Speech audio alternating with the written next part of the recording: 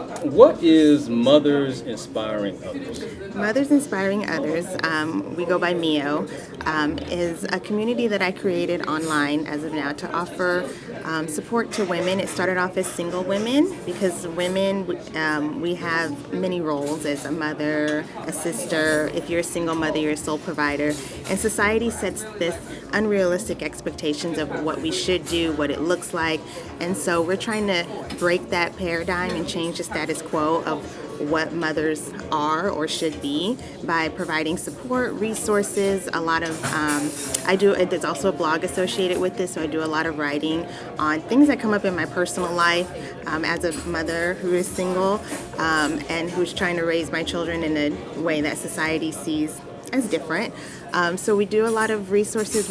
Mothers ask questions online. They send me questions to my inbox and I post them, or I do one-on-one consultation just to let them know that they aren't the only ones raising their children differently. They aren't the only ones in this struggle. They aren't the only ones trying to figure out how to make it work in this society with, like I said, with really unrealistic expectations. Exactly. Now, was it some day you were sitting down and something then happened, something struck you that made you want to start in my You know, it's interesting. Someone came to me with the idea because I had another blog that is called Why Did I Get Married? It's a blog post. And that kind of chronicled my transition and my process of going through a divorce and becoming the single mother and what that all entailed and finding myself and realizing who I am now versus who I was and what I was becoming. So someone who followed that blog post actually approached me and said, you know, we should come together, me, and she was a single mother also, and we should create this community. So, you know, we sat down at a table at CPK, California Pizza Kitchen, and we came up with this. We launched in February 2011. Since then, it's kind of become my own, which happens. You know, it turns out that it was a wonderful idea, but it was really my passion. So it was actually brought to me that because of my expertise and because of what I've been through and how openly I shared, that other women could actually benefit from that. Now, speaking of that, it reminded me when you said that of something I've heard you share before. You are very open about what happened in your marriage and why you got divorced and that type of thing. Why are you so open about that? Because there's a stigma around it. There's a stigma around marriage. There's a stigma around divorce. There's a stigma around how difficult it actually is and the seriousness of being married. I was engaged by the time I was 21, married at 23. So fast forward 10 years later, I'm a whole different person. And that's not to say that that's a reason to get divorced. There's just so many different layers. So just it's in a way it's a cautionary tale because there is that fairy tale like, oh my goodness, you had this perfect marriage. People call this Ken and Barbie, Beyonce and Jay-Z. And behind the scenes, there were a lot of things going on. There's that financial piece. There's, you know, that trying to figure out who you are piece. There's the children piece. You know, we had 2 kids. And so it's, I want women to know that what's happening behind their closed doors, trust me, it happens behind a lot of women's closed doors, and you know there are ways to work through it. There are ways to, you know, opportunities to get out of it if that's what you want to do, and that you can survive, you know, if you do that. So I'm just open because I understand that my story is not an individual story and that it will help others. You know, because so many people struggle. We get that grass is greener on the other side syndrome. Mm-hmm. We look at somebody's nice manicured lawns in their home and everything is so great, and they envy them. You don't know what's going on. You really don't. You really don't. And there were a lot of people who envied, you know, when I was married, what the picture perfect image that was created. And I'm not saying it was, you know, hell, but you know there were a lot of things that were going on behind the scenes. And so just to let women know, you know, you don't have to be stuck in that. You can change it, and you can take control of who you are and what you want to do. Great. Now, what are some of the resources that MIO provides to mothers? Right now, what MIO does mainly is just post on Facebook and the blog. And again, women will inbox me questions or email me questions or contact me personally, and then I like to put that on the Facebook page so that other mothers can respond, and they can get a different, lots of different experiences and input. I also have a lot of moms who call me personally with things that are happening. They may have a question about their child. It may be a specific incident. Sometimes I'll go out to their preschool and kind of observe the environment because they're not sure of what's happening in the classroom should be happening. So, and like I said, it's just me right now. So I do a lot of text messaging, inbox, blog posts, but then there's also that one-on-one piece when asked.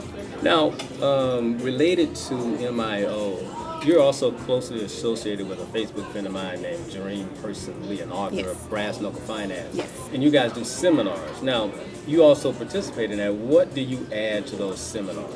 So I add the what I would call the family piece. On marriage, on divorce, on children and finance, on budgeting as a family, because he hasn't had that experience. So I bring in the experiential part of it. For the class itself, I talk mostly about children and finance, how to guide your children to be financially literate. I do blog posts on that we kind of reblog on each other's posts about how to bring your child financially literate, how to redo yourself as a parent, because we are the example on how that works. One of the things we just came up with are the 4 E's on how to have your child be financially literate, which is education, example, environment, and experience. And if you put all those 4 things together, then by the time they're 18 and they go out and make their own mistakes, because they will, that the foundation that they've set from the time they were a child, they'll be able to bounce back and get on that right path. But the only way they can do that is if we start educating them at a young age, which is education. If we start living by example, which is showing them that we don't use credit cards, we use cash, which is by the environment. How are we living? What are we showing them? What are we allowing the media to show them? We have to really guard our children in all those areas so that by the time they get to the 4th E experience, we'll have set that foundation. Is there one thing that you would want your children to know about finance that you would think would be the most important? That's a tough one. The most important thing, even now that I try to instill in my children, is that we have what we need. So necessity versus wants, needs versus wants.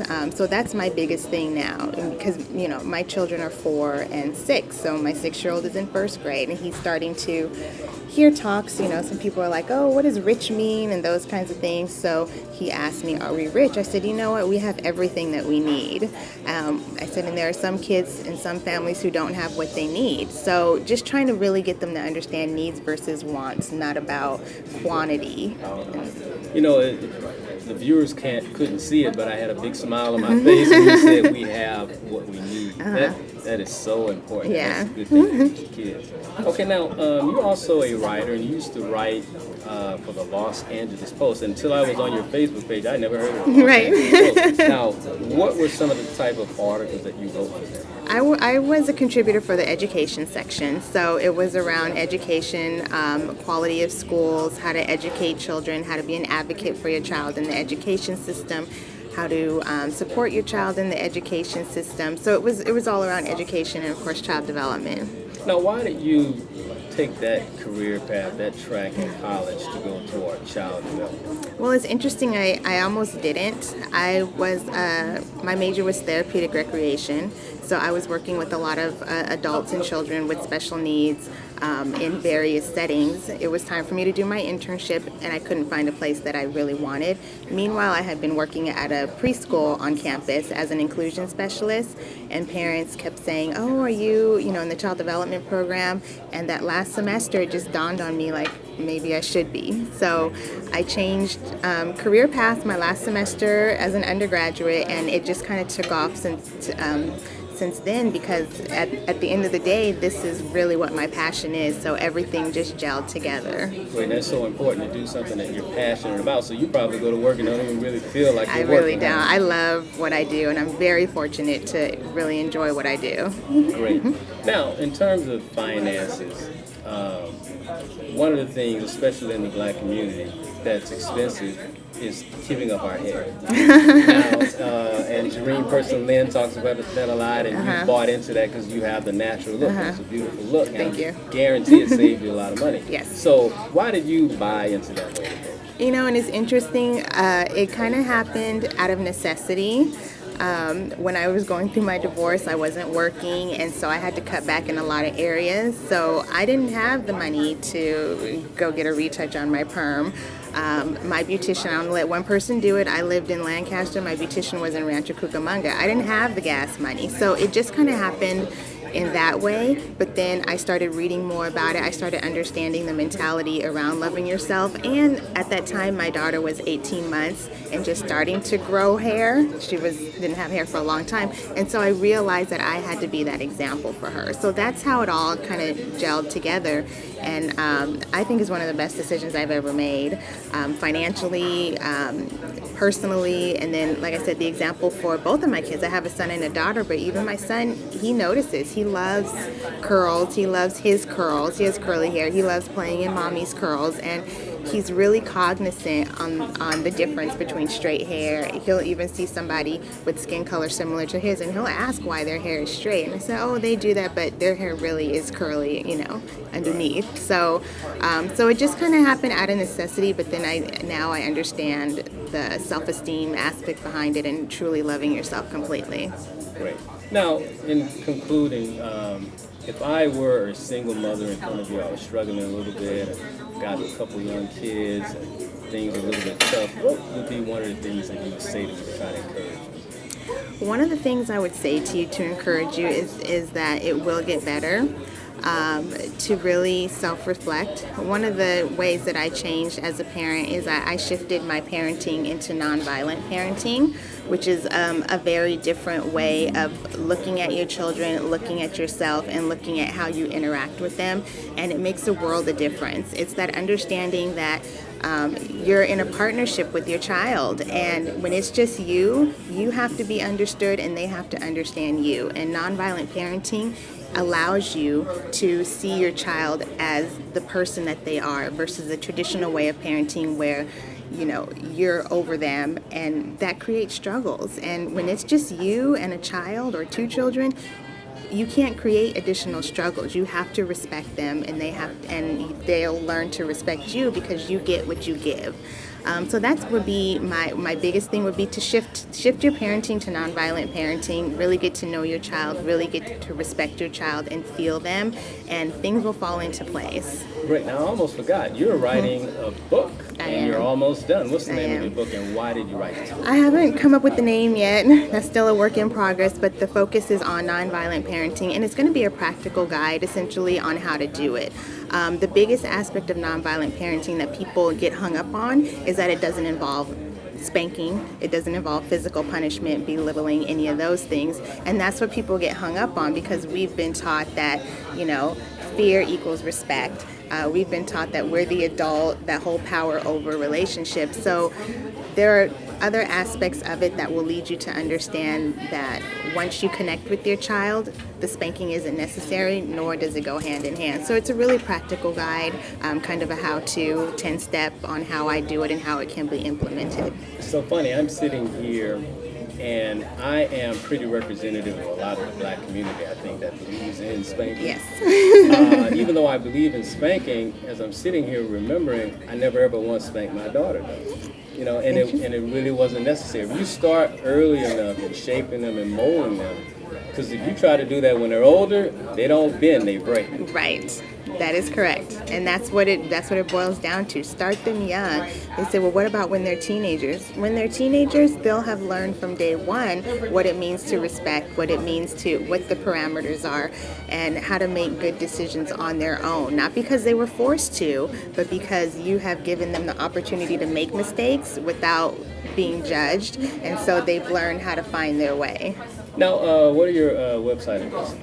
My blog, it's www.mothersinspiringothers.wordpress.com, and then Mio is also on Facebook, and it's Facebook.com/Mio Mothers. And then my personal Facebook page, which is Krischa Esquivel, so you can inbox me at either Mio or Krischa Esquivel. Krischa Esquivel, thank you so much for joining me today. Thank you so much for having me.